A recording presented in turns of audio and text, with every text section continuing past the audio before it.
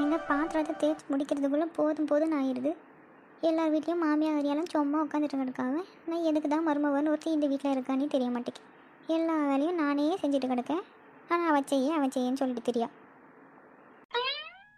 எல்லாம் என் தலையெழுத்து. என்ன பண்ணியது? எத்தையும் வீட்டில் இருக்கியாளா? வா மக்களையே உள்ளதான் இருக்கேன். என்னத்தை தனியாக நின்று என்னமோ புலம்பிட்டு எடுக்கிய? வேற என்ன மக்களே பண்ணியது? நான் புலம்ப தான் முடியும். எல்லாம் என் தலையெழுத்து. அங்கங்கே மருமவன் வந்தவன் எல்லா வேலையும் பார்த்துட்டு நடக்காங்க. எங்கள் வீட்டில் ஒன்று இருக்குது, ஏன் இருக்குது, எதுக்கு இருக்குன்னே தெரிய மாட்டேங்கி. ஒரு பேண்ட்டையும் சட்டையும் மாட்டிட்டு நல்லா ஊரை சுற்றிட்டு தெரியா. ஏன் மருமவன் எதுவும் வேலை செய்ய மாட்டேக்காவோ? அவள் வேலையெல்லாம் செய்வா மக்களே. ஆனால் என்ன, ஒரு வேலையை எனக்கு 10 வேலையை மாற்றி வச்சுட்டு வருவாள். சோறாக்க சொன்னால் செய்வா. அவளுக்கு பிடிச்ச மாதிரி செய்கிறது வந்து செய்வா. இல்லைண்டா ஒரு வேலையை 10 வேலையை மாற்றி வச்சுட்டு வருவாள். ஆனால் எங்கள் வீட்லேயே ஒன்று கிடக்கு. அப்படி தான் தெரிஞ்சுட்டு கிடக்கு. என்ன பண்ணியது? வீடு வீடாக போய் என்னத்தையாவது வாங்கி சாப்பிட்டுட்டு கிடக்கா. எனக்கு என்ன பண்ணுறதுனே புரிய மாட்டேக்கு. நானும் உங்களை மாட்டேக்கதாக்க முழிச்சிட்டு கிடக்கேன். ஏத்தே, ஆனால் நீங்களும் இங்கே தான் இருக்கியாலாத்தே? ஆமாம் மக்களே, இப்போ தான் வந்தேன். சரித்தே, வீட்டில் எல்லாம் வேலையெல்லாம் முடிஞ்சிட்டா? வசதியாக்கா என்ன செய்யவ? அவள் என்ன செய்வான்னு உனக்கே தெரியும்ல மக்களே. அதை வேற ஏன் என்கிட்ட கேட்டு அவன் தெரிசல கிளப்பிட்டு எடுக்கா.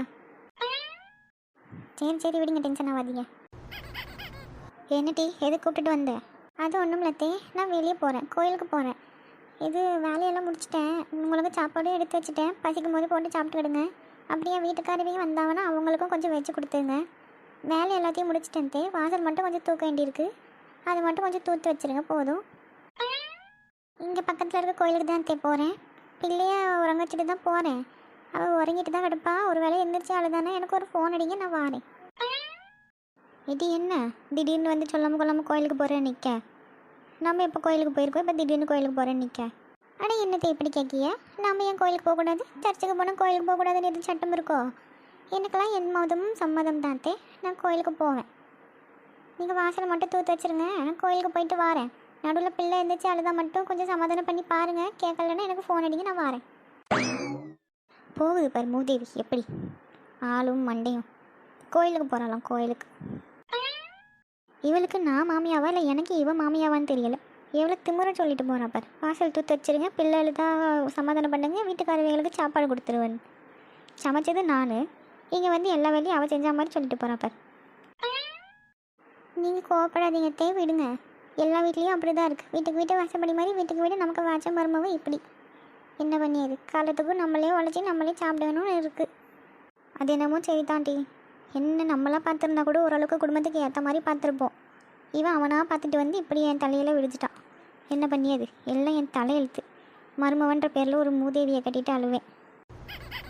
சரித்தே, அப்போ நான் கிளம்பியா? எங்கள் வீட்டில் ஒன்று கிடைக்கே, அதுவும் இவங்க கூட தான் போவோம். எங்கே போனாலும் அந்த பிள்ளையை வீட்லேயே அக்கடான்னு விட்டுட்டு அவள் பாட்டுக்கு தெரிஞ்சுட்டு கிடப்பா. நான் தான் போய் அந்த பிள்ளையை பார்க்கணும். போய் என்ன எதுன்னு நான் பார்க்கேன். வாரேன் தே நான். இவளுக்கெல்லாம் திமிரு அதிகமாயிட்டு, வேறு ஒன்றும் இல்லை. சரி, நீ போய் அந்த பிள்ளையை பாரு மக்களே, அப்புறம் வந்து பேசு. இட்டி உஷா, வா நம்ம வெரசா போய் இடம் பிடிச்சிப்போம். அப்போதான் உட்காரதுக்கு கொஞ்சமாவது இடம் கிடைக்கும் கோயிலில். ஆனால் ஆமாக்கா, கோயில் வர கூட்டமாகவே இருக்கும். நம்ம போய் இடம் பிடிக்கலான்னு பார்த்தா இவங்க யாரையுமே காணலையா இன்னும்? என்ன இங்கே நீங்கள் 2 பேர் மட்டும் கிடைக்கியா? எங்கே நம்ம நிர்மலாக்காவையும் லட்சுமி அக்காலையும் காணும்? ஏட்டி லேட்டாக வந்ததும் இல்லாமல் எங்களையே கேள்வி கேட்கியா நீ? அட அது ஒன்றும் இல்லைக்கா, கிளம்புற நேரத்தில் உங்கள் மாமியார் எங்கள் வீட்டுக்கு வந்துட்டாவ. அதான் எங்கள் மாமியாவும் உங்கள் மாமியாவும் சேர்ந்து பட்டி மட்டுமே நடத்திட்டு இருந்தாவ. உனக்கு வச்ச மருமவை அப்படி, எனக்கு வச்ச மருமவை இப்படின்னு. அதான் அந்தாலும் அவங்கள சமாளிச்சுட்டு விட்டுட்டு வர்றதுக்கு நேரம் ஆயிட்டு. ஐயா அப்படியா? அப்போ மாமியா உங்கள் வீட்டுக்கு தான் வந்துருந்ததோ? நான் கிளம்பும் போது அது ஆள் இல்லை. அதான் இருந்தாலும் சரி இப்போவே கிளம்பி வந்துடுவோம். வேறு அது வரும்போது நம்ம கிளம்புனோன்னா ஏதாவது சொல்லிட்டு எடுப்போம். நான் கிளம்பி ஓடி வந்துட்டேன். என் அவளை மட்டும் வீட்டில் விட்டுட்டு வந்திருக்கேன். ஏக்கா பேசாமல் அப்போ நம்ம போவோமாக்கா? நம்ம போய் இடம் பிடிச்சி வைக்கலாமா? லட்சுமி அக்காவும் நிர்மலா அக்காவையும் வர சொல்லிட்டு நம்ம போவோம். ஆமாண்டி. ஏட்டி பிரேமா, நம்ம 3 பேரும் போய் இடம் பிடிச்சி வைப்போம். லட்சுமி அக்காவும் நிர்மலா அக்காவும் வரட்டும், அவங்களுக்கும் சேர்த்து இடம் பிடிச்சி வைப்போம். அப்போ தான் கொஞ்சம் நேரமாவது கோயிலும் உட்காரதுக்கு இடம் கிடைக்கும். இல்லைன்னா கோயில் வாசலே தான் நின்றுட்டு கிடக்கணும். வேறசா போவோம் நம்ம. ஆட்டுங்கக்கா போகலாம். ஏக்கா கோயிலில் எத்தனை வாட்டிக்கா பிரசாதம் கொடுப்பாவ? எப்போ கொடுப்பாவன்னு ஏதாவது டைமிங் தெரியுமா? கோயிலே கொடுத்தாவனா நம்ம ரொம்ப நேரம் க்யூவில் நிற்காம டைமிங் தெரிஞ்சதுன்னா போயிட்டு முதல்ல நின்று வாங்கிட்டு வந்துடலாம்ல. ஆனால் அந்த டைமிங் தாண்டி எனக்கும் தெரியலை.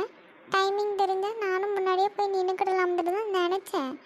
ஆனால் அந்த டைமிங் தான் தெரியாமல் போயிட்டு சரி பார்ப்போம்.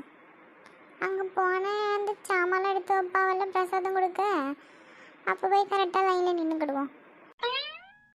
அட பிரசாதத்துக்கு பிறந்தவளுங்களா? ஏட்டி கோயிலுக்கு எதுக்கு போவாவோ? நீங்கள் 2 பேரும் பிரசாதம் எப்போ கிடைக்கும் என்ன ஏதுன்னு இப்போவே பேசிட்டு அடைக்கிய. சர்ச்சுக்கு போகிற நானே கோயிலுக்கு சாமி கும்பிட வருவோம், சரி உங்களோட வந்தால் கொஞ்சம் ஜாலியாக இருக்குமேன்ட்டு வந்தால் பிரசாதத்தை பற்றி இப்போயே பேசிட்டு அடைக்கிய. நீங்கள் எங்கே இருந்து பக்தியாக சாமி கும்பிட போறிய? போங்க பெருசா. அப்போ பசிக்கும்ல, அப்போ என்ன பண்ணியது? ஏட்டி அப்போ இன்றைக்கி வீட்டில் என்ன சமைச்சா? சமைக்க இல்லையா? அதெல்லாம் இன்றைக்கி நான் சமைக்கலை, கோயிலுக்கு தான் போகிறோமே, எதுக்கு சமைச்சிட்டேன்னு விட்டுட்டேன். என்ன வசந்தி, உங்கள் வீட்லையாவது நீ சமையல் பண்ணியா இல்லையா? சாமி கும்பிட்றதுக்கு கொஞ்சமாக சுண்டலும் கொழுக்கட்டியும் வச்சோம்ல, அது மட்டும் தான் கிடந்தது. சோறு எதுவும் பொங்கலை, கோயிலில் தான் சாப்பிடணும். சரி தான், நல்லா வந்துடுவோம் நம்ம. சரி போவோம், போங்க.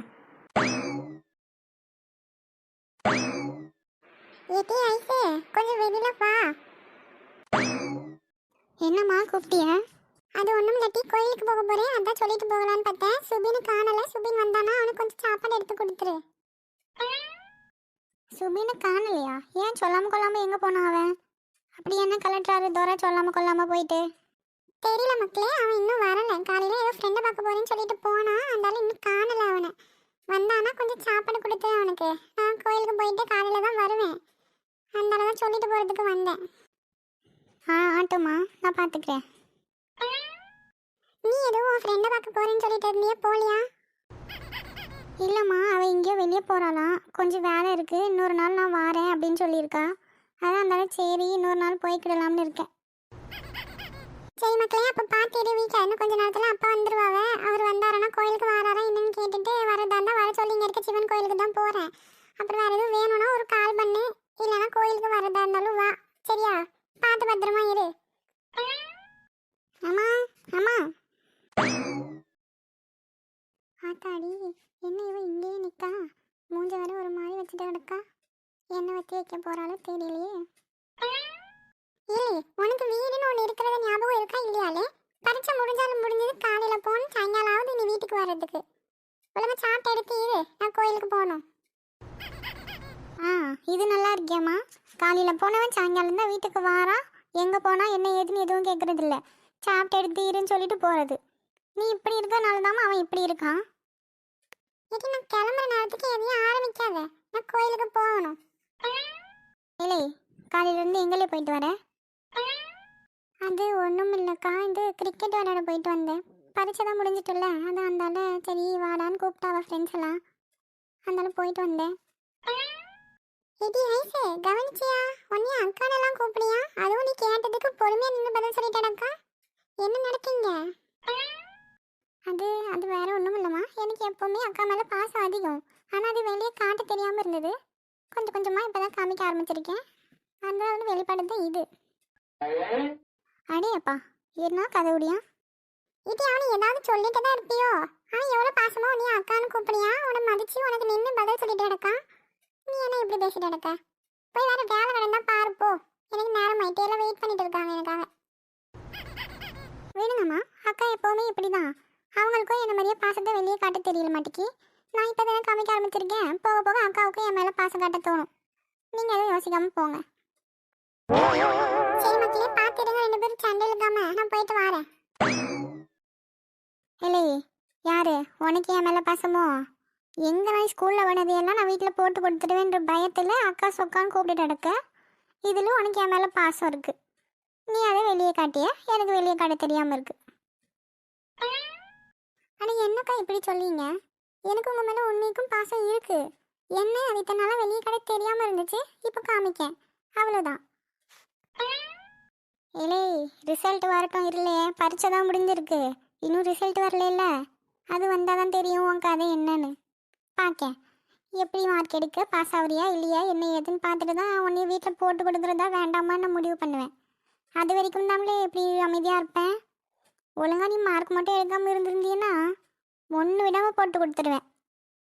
நீ அக்கா சொக்கான்னு கூப்பிட்றதுனாலலாம் நான் அமைதியாக விட்டுட்டு போவேன்னு நினைக்காத. ஏக்கா நான் அதுக்காக மட்டும் அப்படி சொல்லலக்கா. உண்மைக்கும் எனக்கு உங்கள் மேலே பாசம் இருக்குது. நீங்கள் வேணால் பாருங்க. பார்க்கம்லே பார்க்க. இன்னும் ஒரு வாரம் தானே இருக்குது. வரட்டும், ரிசல்ட் வரட்டும். அதுக்கப்புறம் உன் நிலைமை என்ன ஆகுதுன்னு நான் பார்க்கேன். இருட்டி இரு, இன்னும் ஒரு வாரம் தானே இருக்குது. ரிசல்ட் மட்டும் வரட்டும். என்னையை போட்டு பாடா படுத்தி இல்லை நீ. உனக்கு இருக்கு இரு. இந்த வாட்டி மட்டும் நான் மார்க் ஒழுங்காக எடுத்துட்டேன். அதுக்கு பிறகு பார்த்துக்கிறேன் உன்னைய. ஒரு பச்சை பிள்ளை கூட பார்க்காம என்னைய வீட்டில் போட்டு கொடுத்துருவேன்னு சொல்லியே மிரட்டி வச்சுட்டு கிடக்கா. இந்த வாட்டி நான் மார்க்கை மட்டும் நிறைய வாங்கியிருந்தேன். அவ்வளோதான். அதுக்கு மேலே நீ என்ன சொன்னாலும் நான் கேட்க மாட்டேன். நல்லா தான் எழுதியிருக்கேன்னு நம்பியேன். அப்போ நீ கடவுளே எப்படியாவது எனக்கு அந்த மார்க்கை நல்லபடியாக வாங்கி கொடுத்துரு. நான் மொட்டை கூட அடிச்சுக்கிறேன். இவகிட்ட படுற பாட்டுக்கு மொட்டை அடிச்சுட்டு ஒரு 2 மாதத்துக்கு மொட்டையாக தெரிஞ்சா கூட பரவாயில்ல. என்னால் ஆளும் மண்டையும் பாரு. பீசாசு.